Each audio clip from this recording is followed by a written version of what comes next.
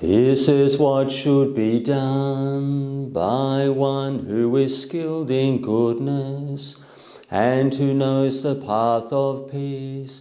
Let them be able and upright, straightforward and gentle in speech, humble and not conceited, contented and easily satisfied, unburdened with duties, and frugal in their ways, peaceful and calm, and wise and skillful, not proud or demanding in nature. Let them not do the slightest thing that the wise would later reprove, wishing in gladness and in safety.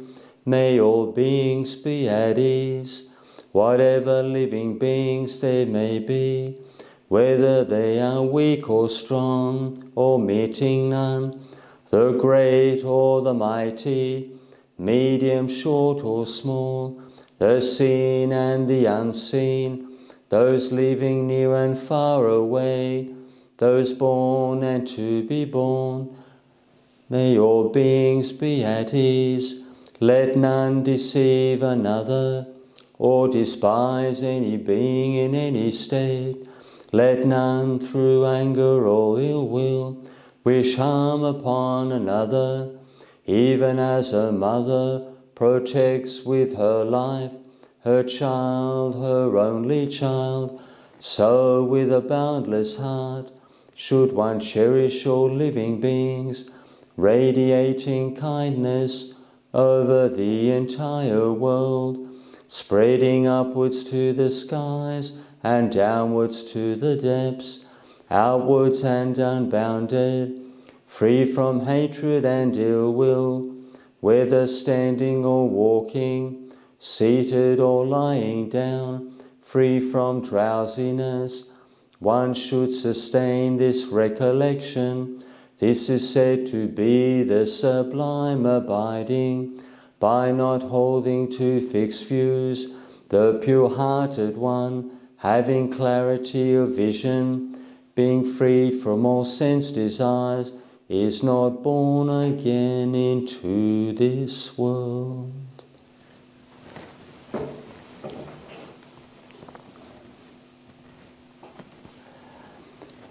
Okie dokie. So with the experience of meditation, and I'll sort of do a what would you call, like a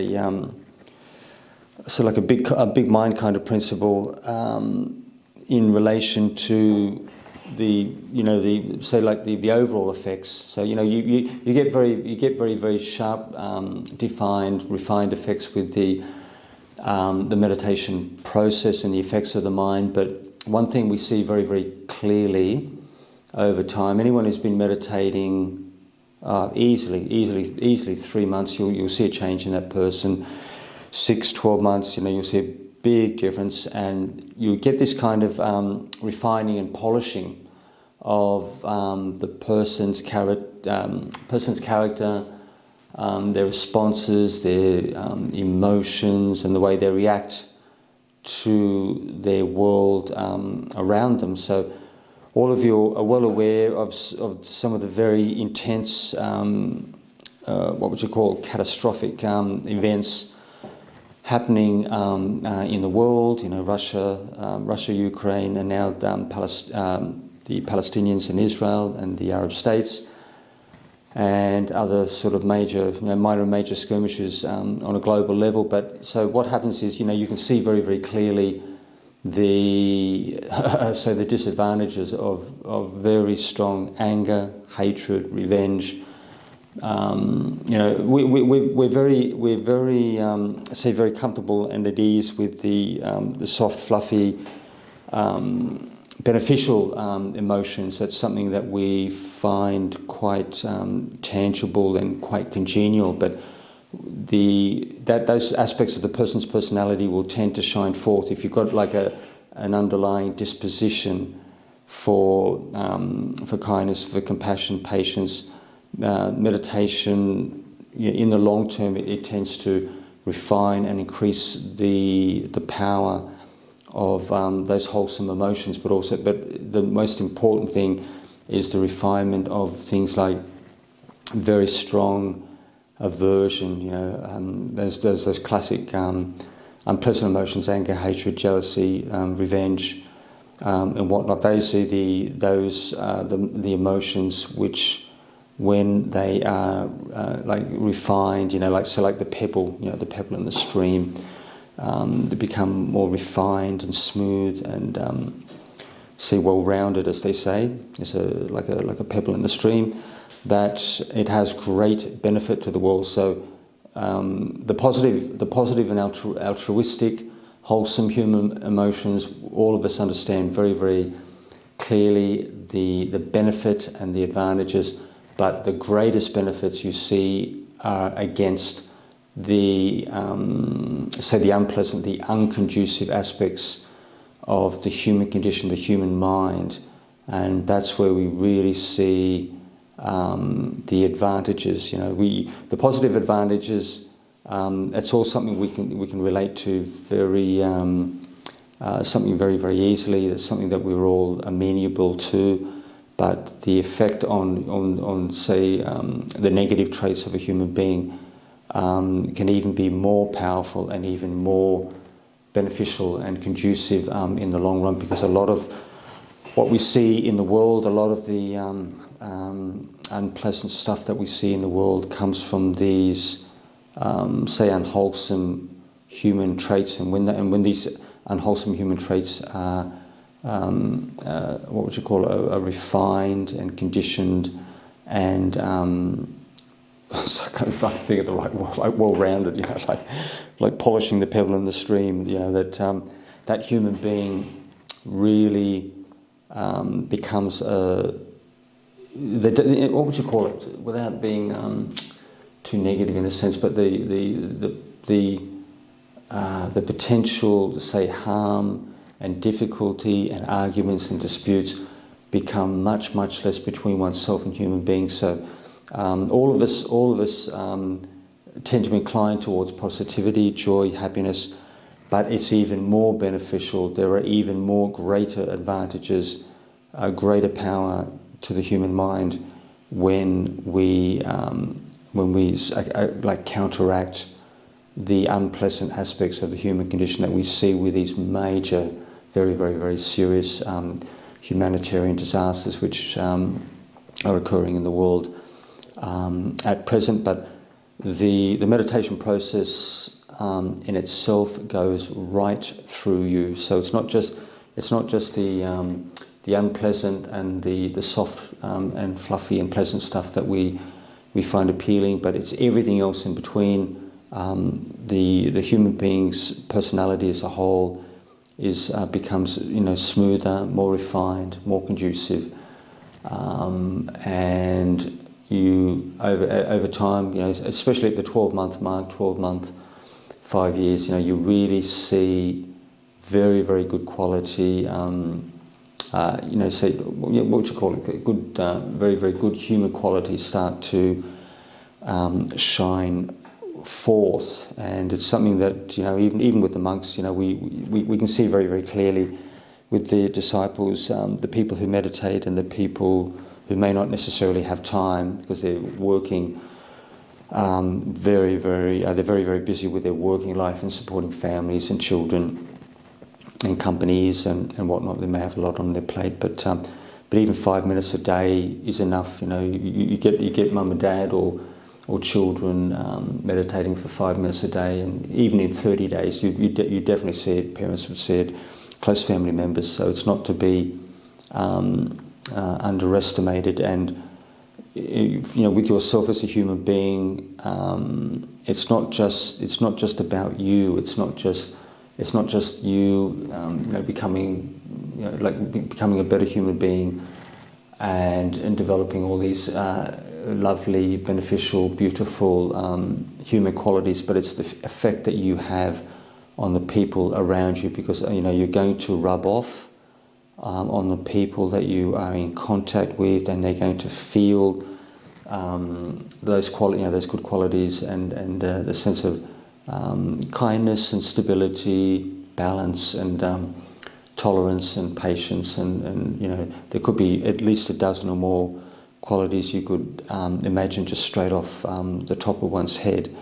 But it's your interaction with the people around you which is also beneficial. So we do this practice not just for me, it's also for the people that you have in contact with, because they also see it and they also feel it. So as Buddhist practitioners, people say, it's you could be a Christian person. This is the test of a religious faith, whether you're Christian, Buddhist, Hindu, Jewish or Muslim. You look at the direction of the person's life, you see the way, you look at the way they behave in relation to other human beings, the good qualities they have inside them, and the way they're able to relate to others, to the general community as a whole. And that will demonstrate very clearly the benefits of that particular practice. So you can take it to an extreme. You can have a belief system, a cult that believes like in the man in the moon or something, or what would you call it? Tree spirits. You could have a group with incredibly strong belief and conviction in nature spirits, in plants and trees and flowers and whatnot. But the ideology, or what would you say, not the ideology, but the belief system they have, if it leads to increasing goodness in a human being, essentially you can't go wrong. So it can be something really quite wild off the planet, something unusual, but if the members involved in that group, the disciples within that group, are living good quality lives and they relate in a conducive manner with the people around them, then that particular religious teaching has what would you call it? Has like holds water. It has integrity. It has what would you call it? It has an ability to you practice what you preach. So the way the people, the way they live their life, the way they walk and talk, people can see that it works, it has value, and it's good for the general community that you live in. And this is one of the principles why, say for example, I know even my best friend in lay life is a practicing Christian, and we all we have different characteristics and elements. What would you call it in conjunction with other major religious faiths of the world that we can see fairly clearly. But that ability to get along, even though I may not necessarily believe or take on board, 90, what would you call it? Say, could it be something like 25%, or of all the Christian teachings, or maybe certain aspects of Hindu faith or Islam, So because Buddhism, it has slight differences, slight nuances. But one of the classic principles is the ability to live in harmony with other people around us, because we're all very, very different as far as belief systems, religion, personal characteristics. But the ability to live in harmony with, say, non-violence, non-aggression, with other faiths, regardless of how different they are. This will be the test of a, say, religious spiritual system on those human beings concerned. This will be the proof in the pudding, as they say. Okay, so with the meditation, what we can do, maybe we'll do, because I think usually we have a 30-minute session, and maybe we can do a just a slight different theme.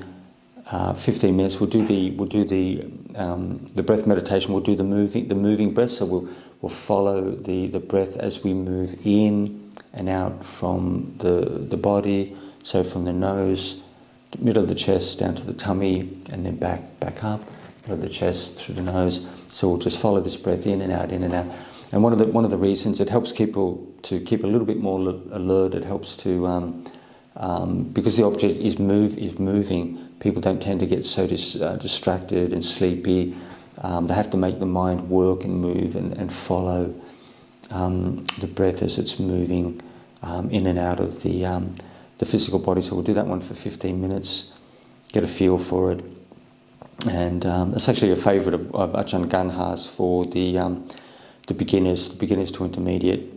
And then we'll focus on the tummy. And this kind of belly meditation, what would you call it, like the belly sort of belly tummy meditation, can be very, very useful on an emotional level, because people they tend to lock up their feelings, either in the chest section, in the tummy, and that can help to. The focus is quite reasonable. It's not incredibly sharp, but it helps to relieve things like worry and anxiety, and even things like fear and anger. Helps to keep oneself in touch with one's emotions, and it doesn't allow things to build up inside one so much. So I had a stage there where I was starting to get a little bit anxious. My mother's stuff was really starting to roll again. I found it quite good. It helps to relieve. It stops emotions from building up inside one and getting sort of trapped in the physical body.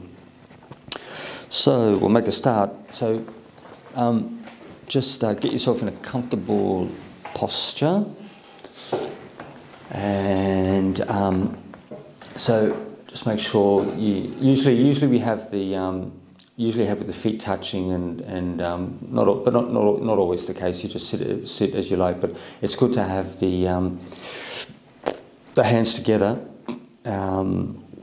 because you're drawing energy in. So if you've got your arms and legs all over the place, you can feel the difference. The quality of the samadhi, the focus won't be so fantastic. But when you've got your hands touching and your feet crossed or feet touching, it helps to draw the energy, say like chi, or the physical energy of the body, helps draw mental energy inwards into the practice. So this is why one of the main reasons why we have meditation postures. Why we have meditation postures when we're sitting and walking, because you'll find that the quality of the practice will definitely be better. So for the beginners, the posture will be we sit comfortably with our back straight, head upright, but not forced. You need to keep the physical body relaxed, and make sure you can breathe fully into the chest section.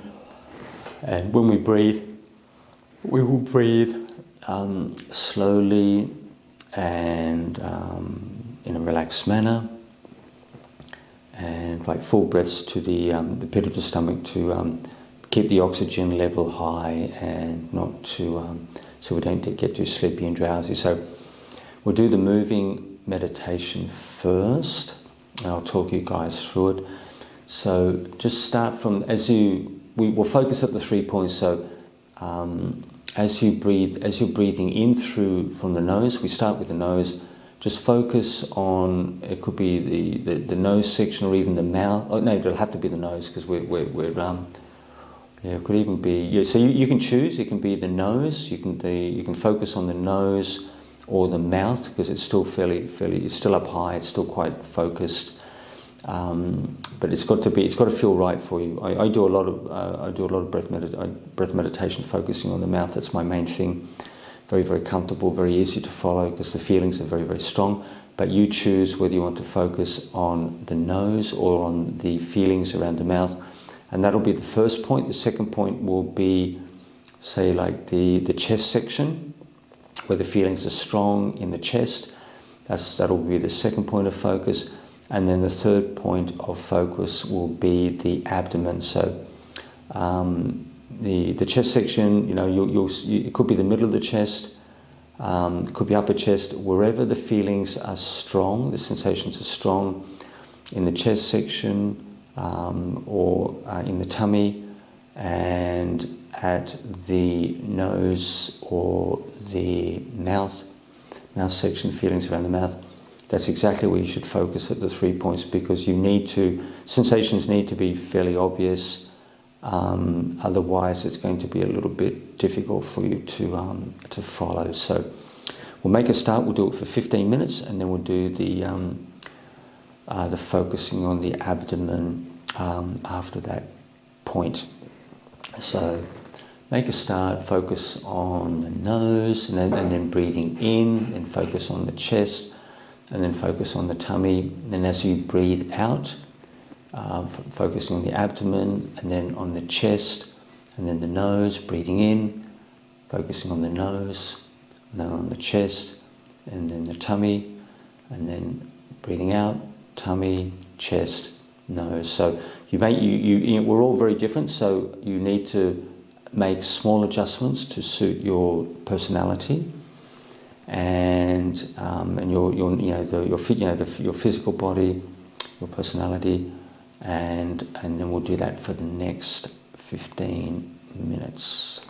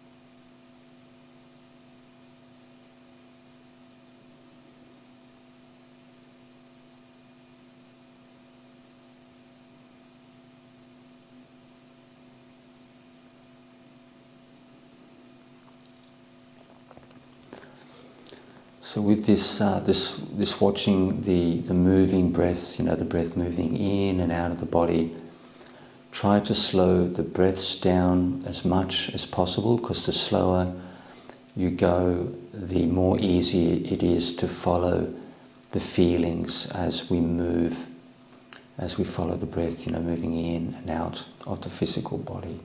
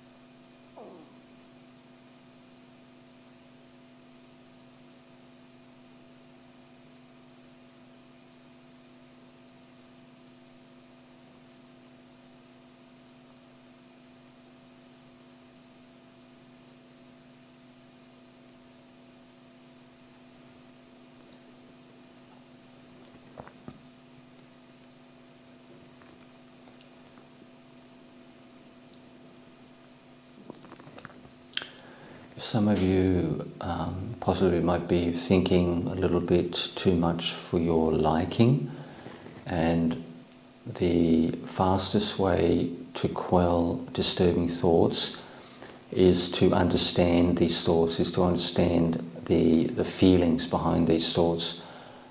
It's one thing to just keep focusing on the breath, focusing on the breath, focusing on the breath. But the key to getting the mind peaceful is wisdom and insight.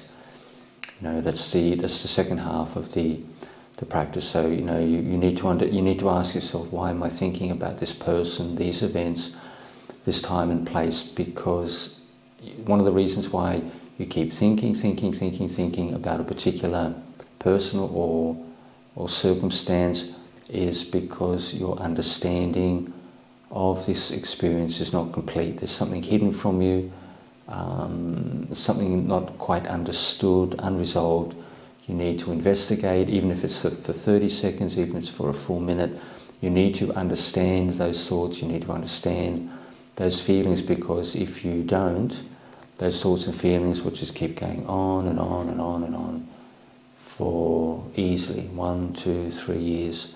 And the reason why they keep coming back over and over again is because we don't understand what we're going through. We don't understand why we're attached to who and where and for what reasons. So you've got to apply your wisdom. If you can't stop thinking, you've got to apply your wisdom, your insight to a significant degree, because the more and more you think, it means the insight, the wisdom, it's not firm enough, it's not solid enough. This is the test. If you can't stop thinking, if your mind's not peaceful, the wisdom faculty is not firm, pronounced, it's not being applied, it's not being developed. It's all very nice to get peaceful, but the wisdom has got to be there at the same level. So you choose, you can move back between the breath, you follow the breath, moving in and out of the body. But if you get stuck and you can't stop thinking, you have to apply insight. Why do I have these thoughts? Why do I have these feelings? This is it's not to be ignored or underestimated.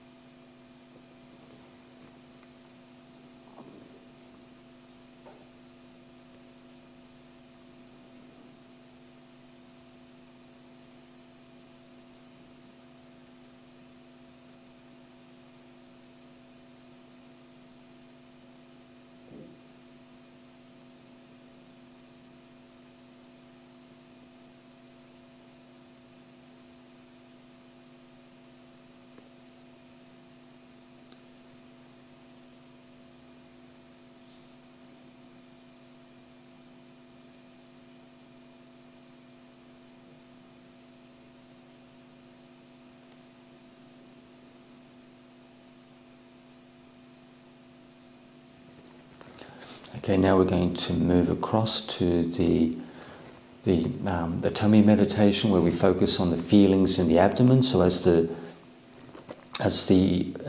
abdomen rises and falls, I want you to focus on the feelings in the abdomen. And so it's a bit more, it's a stationary object. You know, the moving breath is a moving object. Now we're focusing on the tummy, on the abdomen, at that one general area. And this is quite good for unlocking emotions when feelings get stuck in the body. So just as the abdomen rises and falls, I want you to watch all the sensations in the tummy and the abdomen for the next 15 minutes.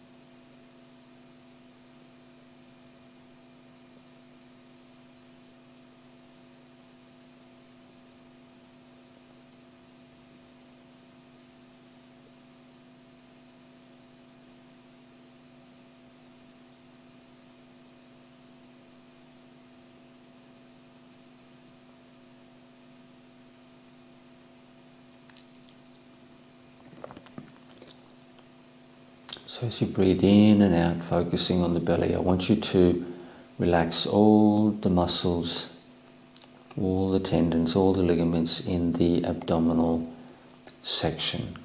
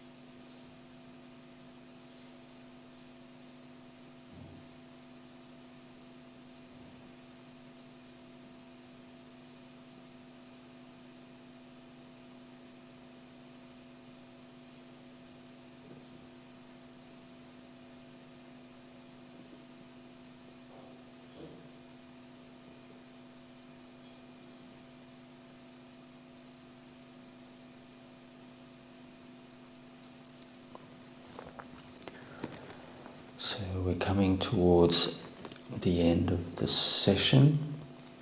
So I'll ring the gong 3 times and you can open your eyes when you're ready.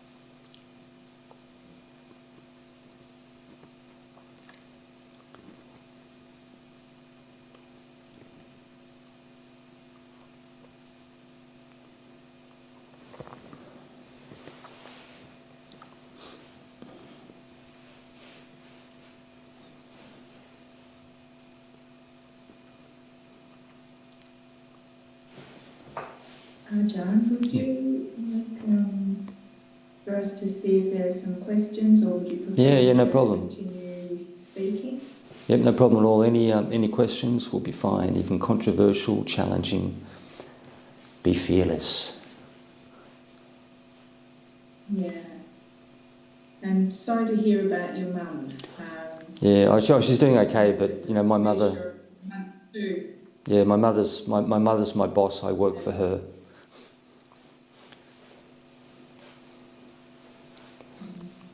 Yeah, so please, any questions? Any questions are welcome. Okay, I have a question. Thank you, Ajahn. I love the meditation. I have trouble with taking long breaths for some reason, and when I find myself forcing it out, and so I get a lot of tension in the solar plexus.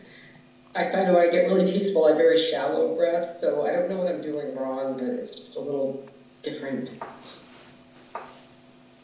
Yeah, it's what I'd recommend, because all of us, we all have emotional, especially the meditators. You can feel your emotional stuff when you do the practice. So over time, as you say, for example, if I had a lot of emotional baggage that I was working with, I would tend to do more feeling-based meditation. So I would focus on the tummy. I would focus on the whole chest. So say for example, if a person had heavy, childhood, traumatic childhood, and they found focusing on the tummy was just they made them tense, uptight, very, very strong feelings, then I would go more lightly, and I would focus on the whole chest, so between the throat and the belly button, breathing in and out of the full chest. And then when people get comfortable with that, they can focus on the belly section. So, but if people feel that they breathe shallow, there might be possibly a little bit emotional tension there. Over time, that's going to work its way out. Those locked emotions and that tension will eventually eventually be free. It will free up and it will leave you. I mean, I see it again. It's a bit different for me because I've been doing this for quite some time, but I see it very clear, within minutes. As soon as if I'm a bit uptight, or if if stuff's rolling with my mother and I get maybe a little bit anxious about stuff, as soon as I start breathing into the abdomen, within minutes you start to feel the emotions to start to lift. So with people, it can take a little bit of time. So say for example, if I had some heavy emotional stuff, I would choose the two locations, either the full chest between the throat and the belly button, or the abdomen, and then I would meditate, focusing on those areas for 5 minutes. And then I would start to use the wisdom practice and say, and question. You've got to question, because if you focus on these feely areas and these emotions don't stop, you've been meditating, focusing on the feely meditation for like easily 30 days, and you still feel uptight, you feel still tense. You've got to question. I wouldn't even let it go a full 30 days. Even after 7 days, if the body's tense and it continues for 7 days straight, it means there's something significant there. It means you've got to question, you've got to understand, because and examine and analyse. You've got to be your own psychologist. Look at your personal experience. What are the feelings in this abdomen? Is it tense, uptight?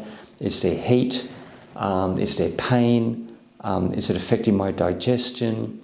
Can I breathe properly? Do I breathe shallow? When I get anxious or angry, upset, does my breath get tight?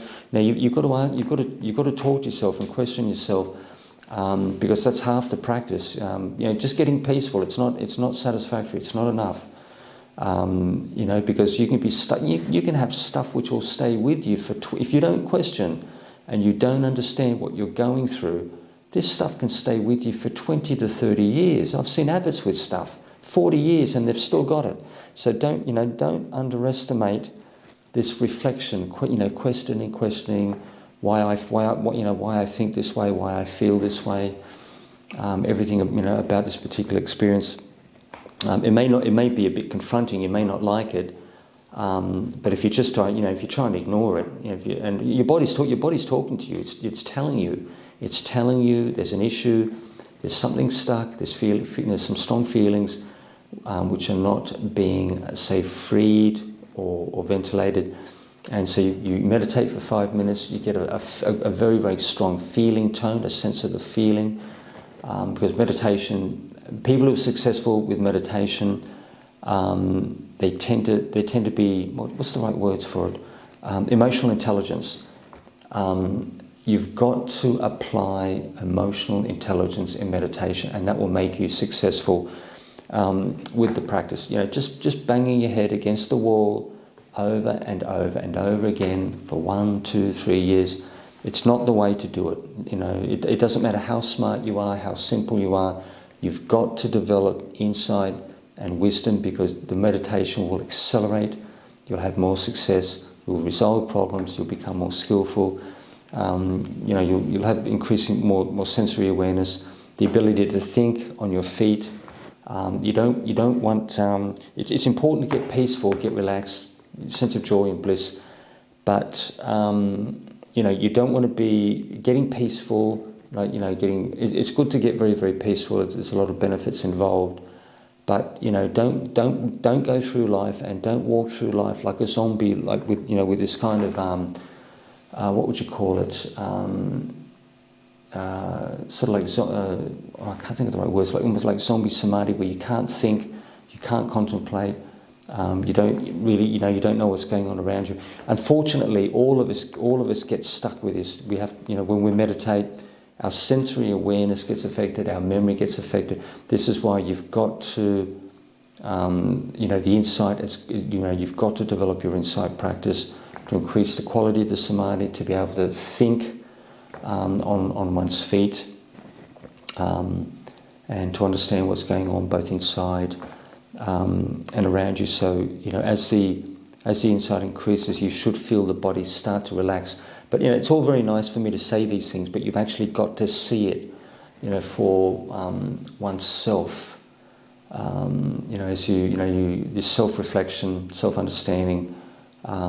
Because it's all very nice to say these things, but if you don't see it within oneself, then you're not going to believe what anyone tells you if you don't actually see the results. So just feel it out and just try, just give it a spin. What I mentioned. Is there any other takers? Yeah. Yeah, please, Catherine. No? Anyone else? Don't be shy. Don't be shy. I'm so glad to see you. Thank you for coming back to us. I've been missing you guys over the retreat. Thank you. And I've been so eager to hear what y'all are talking about. And so, anywho, I hate the belly breathing, but it's such a good practice for me. And I've been asking so many different people from different traditions, how should I do the belly breathing thing? Because I try to do whatever technique the teacher is teaching, so that for me, I get the most options to choose in a given moment. So for me, the belly breathing, it was interesting. You said, let the muscles of the abdomen totally out. And when I do that for a long period of time, interestingly, I can get into a deep state. But in the beginning, for me, what it does is it brings up things, because it's that questioning thing I've learned from, and I have started, like, why do I hate this? And it's vanity. I don't like it. I don't like the focusing on the belly breathing and letting the abdomen out. And it's all about vanity, which brings me to, why am I, there's no happiness in obsessing about, is my belly poking out? So my question, which, is it okay when I go to that place? Because first of all, I don't have a whole lot of great one-pointed concentration there. I'm trying to transfer it down here. So what I'm doing is, instead of further questioning, just going back to here now, with the rising and the falling. Is that okay? What are your thoughts about that? Here now, because there's no happiness in obsessing about my belly poking out. That's anytime, whether it's here or there. Yeah, I mean, if you feel that focusing on the tummy, it's not emotionally comfortable for you. I mean, I can't argue with that, but the thing is that, all of us, I mean, I'll be 60 next year, and my tummy pokes out as well. As we get old, the body tends to sag. Everything from top to bottom starts to sag. So You can do little things like abdominal crunches, do a small set each day to tighten the tummy. But the thing is that, it might be a little bit different for the women because they tend to have stronger feelings when it comes to body image in general, because there's so much, women are so conditioned by beauty and cosmetics and looking fantastic and having nice outfits and all this kind of stuff. But if I say, for example, I put myself in your shoes, I was female, I didn't feel comfortable in that area, I would maybe focus on the full chest, or if that wasn't comfortable, I'd focus on the middle of the chest.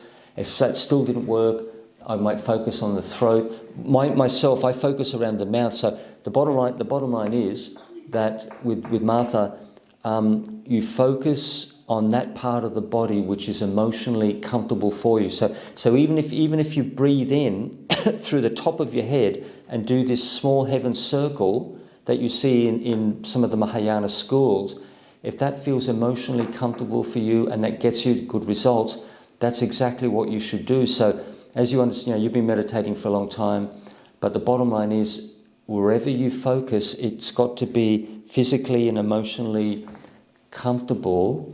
And then when you find that point, then you make small adjustments over time as you know yourself better than anyone else. Maybe make small adjustments as you teach yourself over time to improve the quality of the meditation. So if you feel the tummy is just not working for you, you can try the whole chest, middle of the chest, or even throat, or you can go higher. I always focus on the mouth, and it works perfectly for me. So only you know exactly where you should be putting your attention.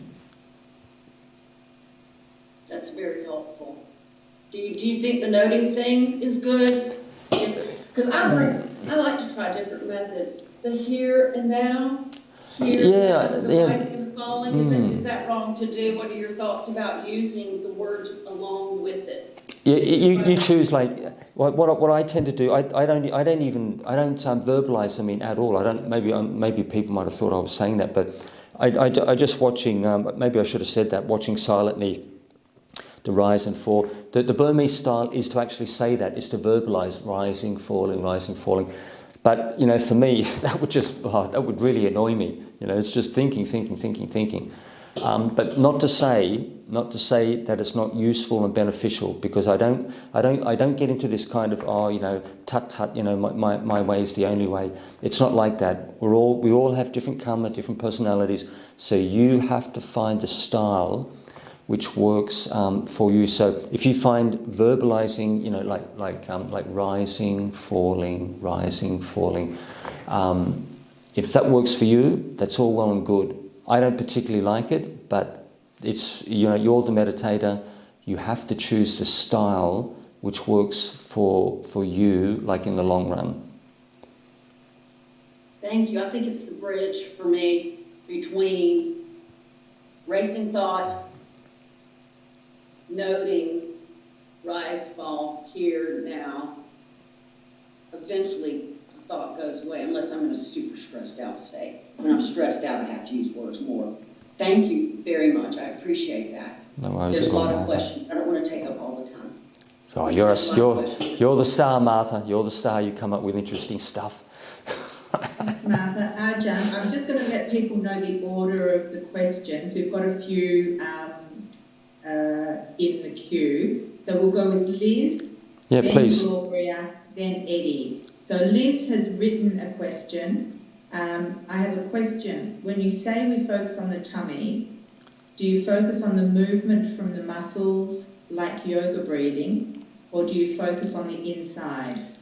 You focus on the feeling, because it's the feeling which gives you an anchor point for your attention. So so that's the bottom line in a nutshell.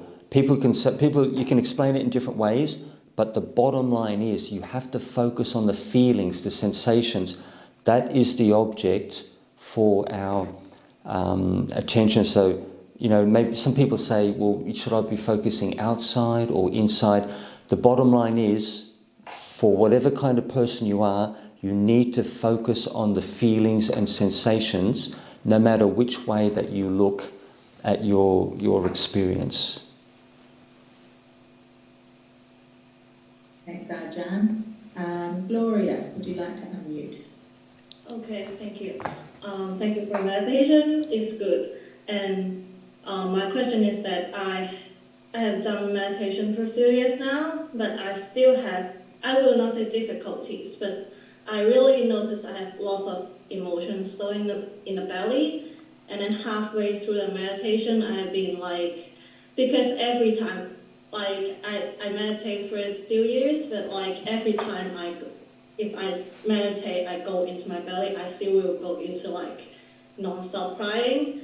And then just when I'm doing the meditation, and then halfway through, I just give up like belly completely. And then I like go into my emotional stuff and things. Mm-hmm. And then I want to ask is like, because you mentioned that I always feel like if I do my belly meditation, I'm releasing my emotions.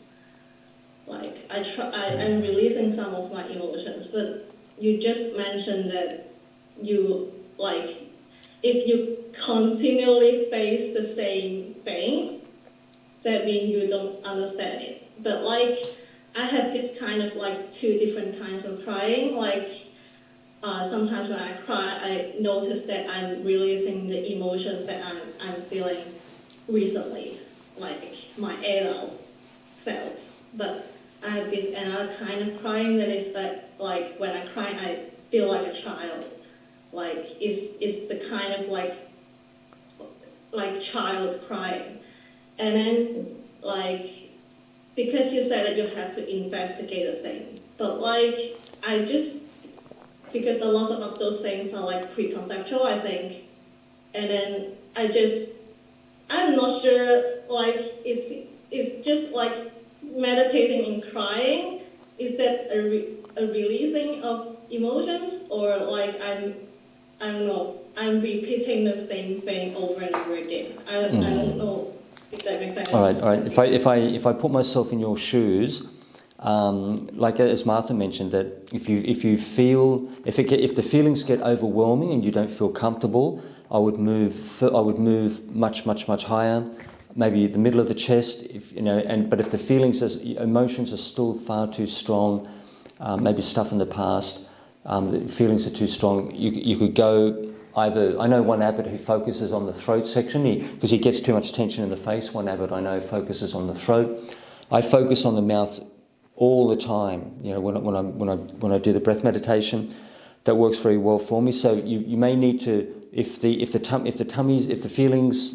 emotions are too strong in relation with the tummy, the abdominal, focusing on the abdomen, then move up much higher. You could try middle of the chest. If it's still not comfortable, then you could go throat or even the nose. So only you know exactly the style which is right for you.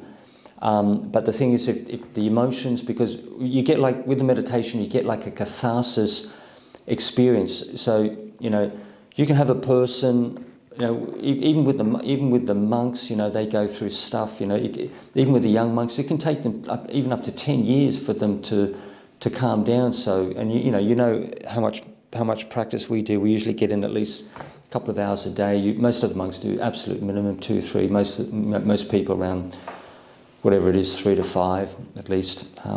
Sometimes some maybe 8. But the bottom line is, you've got to, whatever the style of meditation that you do, you've got to feel emotionally comfortable. And if one's emotional stuff is still too much, it's overwhelming, you've got to look at this stuff and you've got to understand what's happening. Say, for example, if I had stuff from some trauma from childhood, and I have strong feelings, trauma when I was much younger. My mentality would be find the right location in the body so you feel physically comfortable, And if it's still, because meditate, you get this catharsis effect. All the problems come up and they come up and they come out and they come up and they come out. Even some people, even after 20 years, you can be a monk or a nun for 20 years and you're still processing your stuff. You're processing not only the karma from this life, but karma from past lives. So it's not to be underestimated. So the bottom line is, if you focus, this is what I would do. You focus, you find a comfortable point in the body, high or low. You meditate for 5 minutes, maybe silently. Don't get too complicated. Just do it silently. And if the emotional stuff keeps persisting, you've got to understand why do I have this? The bottom line is the feeling tone is the bottom line, because your feelings is the energy which drives your thought process. The thinking is a secondary thing. The feeling tone, the emotion, that's the energy which drives your thinking process. When you're emotionally cool, reasonably cool, not like a cucumber, reasonably cool, you can get peaceful without say like a major problem. But if a person is emotionally hot, really, really hot, strong emotions, it can be quite difficult to calm down. So if I have childhood stuff, same thing again. Find the comfortable location, meditate for 5 minutes silently, and if it's still there and it keeps persisting, keeps knocking at the door of the mind, like I'm still here, I'm not being addressed, I'm not being, you're not paying attention to me. You've got to understand on a feeling level, on a emotional tone, why I have this experience. Because if you don't, it's not going to go away. It can stay with you for years and years and years and years. And this will be. It's a bit different for women, because women tend to be more, in a general sense, I won't stereotype, women tend to be a bit more sensitive than men, and they tend to have stronger feelings. They go through more feelings than men, but it depends on the person. Some men, their female energy may be quite strong. It's all common. We've been male and female, multiple times. So you can't say that men are like this, that women are like that. It just, it's not the case. But the same thing again. You need to understand oneself, and then after you've come to an end of the investigation, the analysis, the questioning, then you go back to the meditation for 5 minutes, and then you question again. Why I feel this way? Why did I have a problem with mum and dad, and why did my parents treat me like this, and all this kind of stuff. And then just do it repeatedly, back and forth, and this is the way to deal with baggage, to deal with emotional stuff. Because unfortunately, it's just not going to disappear. If you don't work on this stuff, it's this kind of karma. It's not going to go away. And unfortunately, say for example, if I had bad parents, I was dead lucky. I had good parents on both sides, but if I had bad parents with mum and dad, I just didn't get unlucky or unfortunate. I was in the wrong place and time. It's because I must have done something bad karmically. I must have done something unwholesome. I might have harmed people. I might have what's the right word? I might have done something against like these people, and now I'm reborn with these people, and they don't treat me very nicely even when I'm a child. They could be abusive, or they could be they don't give you any attention, or they ignore you, and all the sorts of stuff which are not good for children when you're a mum and dad, the way you should treat them. But there's a reason. So if I have childhood problems, you need to look at this stuff, and it needs to be addressed. You can be your own psychologist. You can get very, very good results with this kind of approach. Sometimes maybe even much faster, several times faster than a psychologist can do, because you're the one who's going through the experience. You're the one who's feeling. the experience. Not to underestimate psychologists, especially Buddhist psychologists who meditate, who are sensitive, got strong emotional intelligence, who are intuitive. You will get very good psychologists who can help people. But the thing is, you're the bunny, you're the one who's going through this, and you're feeling this. So, you focus. This is where the problem is. Not out there. This is where the problem is, and this is where you need to do the work. And this will be the test of your insight knowledge. So, but not. I'm not saying this is easy. It's a breeze and all this kind of stuff. I don't say that. Some people, even with monks, you can go for 10 years. You can have childhood stuff, and it can persist for 10 years. I've seen abbots have 40 reigns who get angry and frustrated when things don't go their way.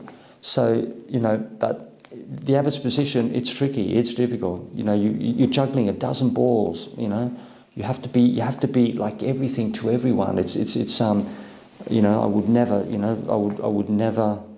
You don't take on this kind of responsibility without careful thought. But the bottom line is I've already given you the synopsis. But you have to experiment, and you have to see what works for you, because like in meditation, it's a feely experience. It's an emotional intelligence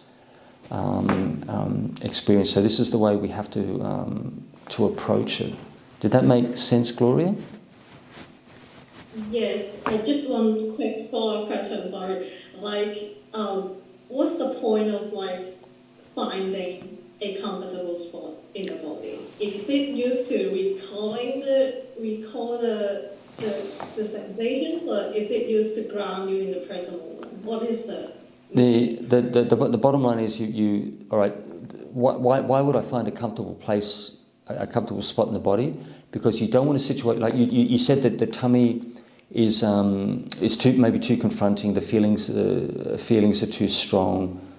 This could be childhood stuff and other little bits and pieces. But if I, even for me, if I talk in the first person, if I focus on the abdomen and it's emotionally overwhelming, I can't deal with it. I get really, really strong anxiety, worry, anger, all sorts of stuff. Then I move up. I move up the body, as you know. Could be middle of the chest, could be even the nose.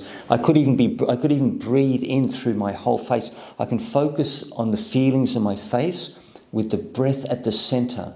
So feelings in the face with the breath at the center, and that might work for maybe for some people. They may think it's the greatest thing since sliced bread. So you don't want a situation where the meditation is like uncomfortable or a little bit traumatic or confronting, because for some people it just might be too much to work. It might be too much to deal with. It's when I give people information and advice on practice, I don't want to see you guys suffer. I don't want you to be overwhelmed with strong emotion and then possibly start crying or get really angry and this and that. I mean, I can deal with my own stuff. It's just a breeze. I don't care less what I go through. I can deal with it very, very without great difficulty because I've been doing this for a long time. But with the daily meditators, the casual meditators, you may need to be a bit more careful, a little bit more circumspect what you're doing, because if the meditation, if you're struggling with the meditation, it's not going to be any fun for you. You're not going to enjoy the practice. You're going to think, oh God, I'm going to be in pain, once again. I've got, I keep thinking about mum and dad, or that person. I want to get them back, and all this kind of stuff. So, that same principle, without being a parrot, the meditation needs to be as comfortable as you can possibly make it.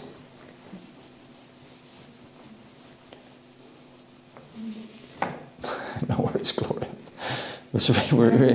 Any other bunnies? Any other bunnies? There's a written question, and I'll read it out for you. Hello, Ajahn. What does it mean to let things be in meditation? Like when monkey thoughts appear every time, how do we actually let it be?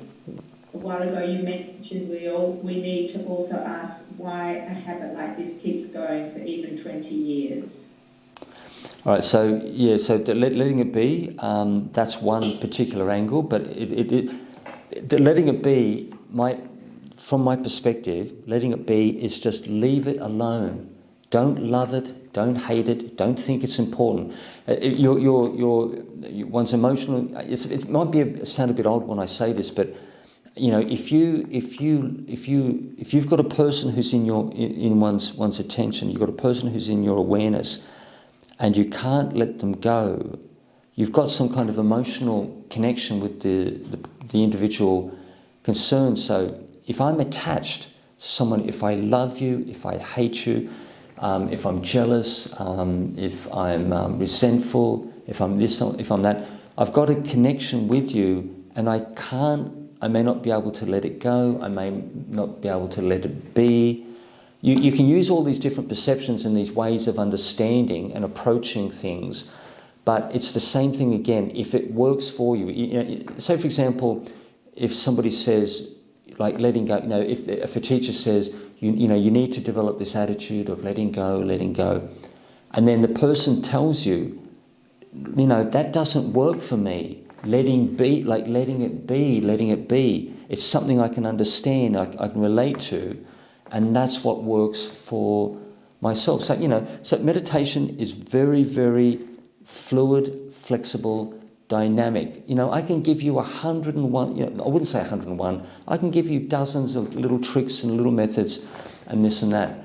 But the bottom line is that you have to, with the practice, especially the regular meditators, you need to experiment, and you need to optimize and maximize the quality of the practice on a day-to-day basis, because you're going to be doing this for 20, 30, could be doing this for 50 years till the day you die. So you need to focus on quality of practice, and you need to see what actually works for you. You can do things like little tricks, like you can love the breath. You can love the breath, or you can watch the joyful breath, or you can think the breath is your friend. Bring up all these beautiful feelings. It'll make you more sensitive. You may have to be a little bit more careful with this kind of stuff, because you're mixing with people in general society. If I'm out in general society, I don't have people shouting or screaming in my face, or